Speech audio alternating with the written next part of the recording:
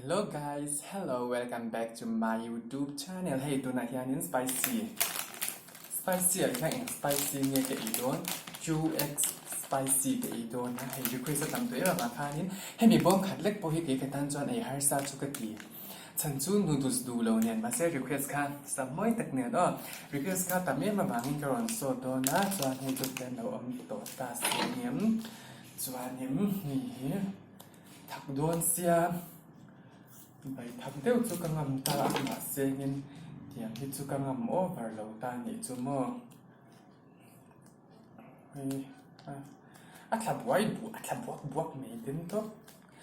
เด่นตัว sorry ตีไม่ก็ดู sorry very good เรา sorry ส่วนนี้ให้ดีกันช่วยดูหลังว้ายกันเฉลยเนี่ยนี่ในเสียงโอเคที่กันเอาอันที่เนี่ยเดี๋ยวตัวจีนกับหันแล้วสดนี่ชัวบนต๊อกตาเนี่ยชัวเนี่ยยี่ทักกะติทุกจวนให้กินจังบนโดนท็อปส์ไอซ์โดไลบนโดนท็อปติคันทั้งเสียงโจจ้ากันมิกซัง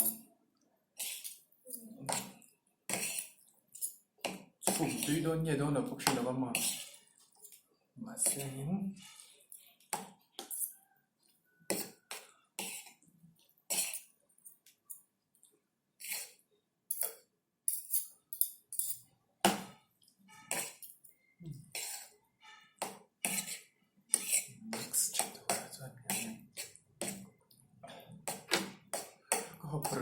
ก็หูพูด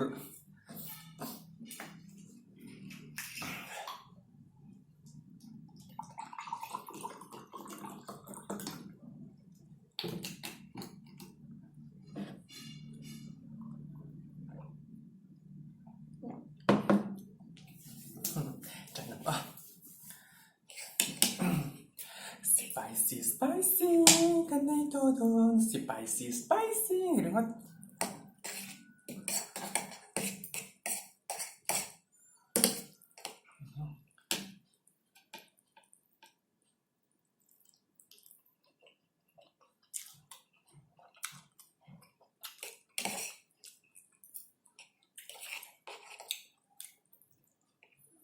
ถักเบียตักกันเนี่ยก็จะเข็มหุ่นเนี่ยว่าเข็มหุ่น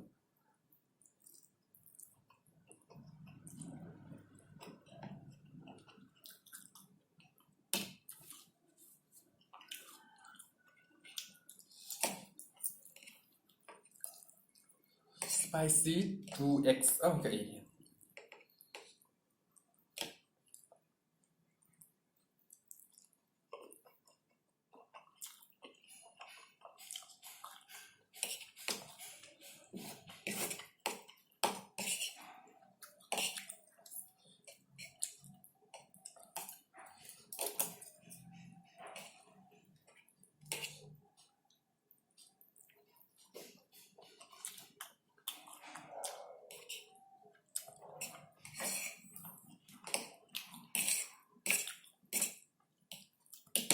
ý thì chắc là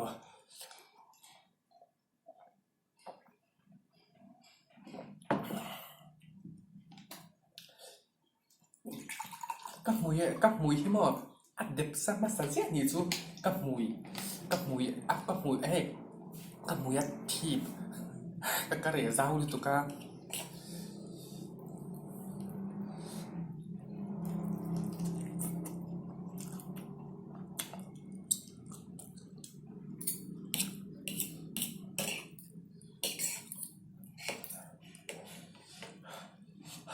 cái tiếng nhẹ là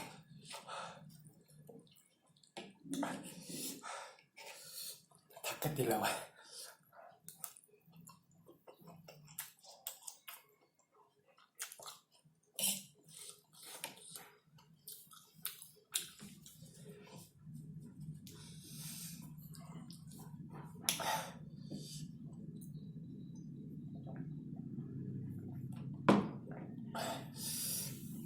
cái mùi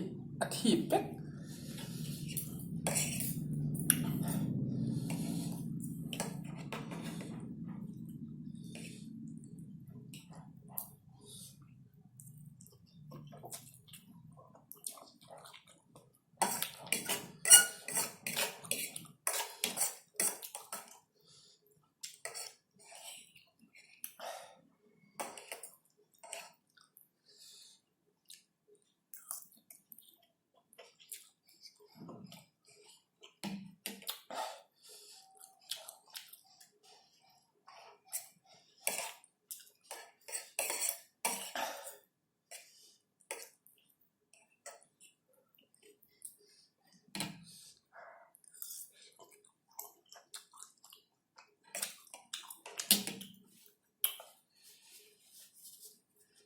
cái mì tùy là chép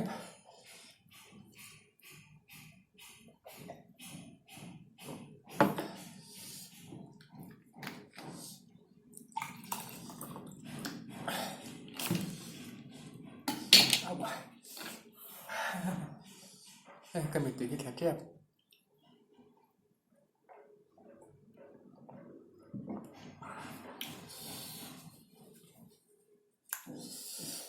ngon á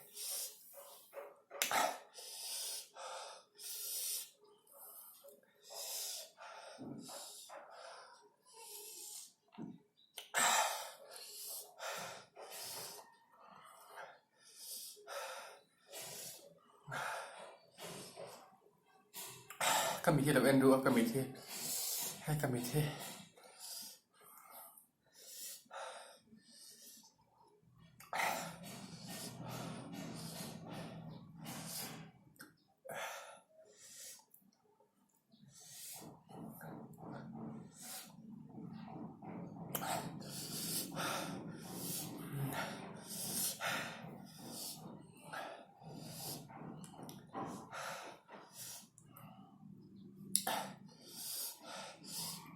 cái chung này các mùi khi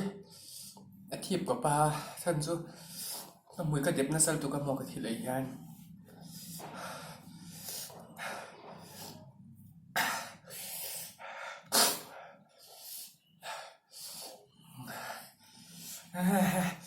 những tụi nó đây cái tiệp bụi linh thầy xìm xìm mi cả lò má chẳng cái nào chẳng chẳng như là xe đều nền tao làm gì đó để đó nhỉ à mày bài với cô